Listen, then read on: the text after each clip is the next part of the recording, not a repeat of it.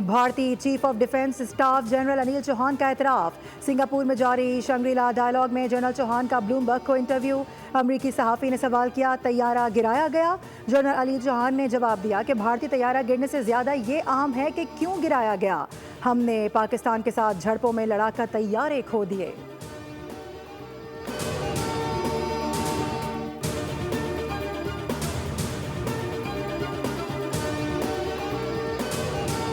Arshad Nadeem once more, लगा दो पूरा जोर, हम तुम्हारे साथ हैं। एशियन एथलेटिक्स चैंपियनशिप का फाइनल मार्का अरशद नदीम और यासिर सुल्तान एक्शन में। अरशद नदीम की पहली थ्रो 75.64, दूसरी थ्रो 76.80, जबकि तीसरी थ्रो 85.57 मीटर रही। फख्रे पाकिस्तान टाइटल जीतने के लिए पुरअज़्म, कौम से दुआओं की अपील।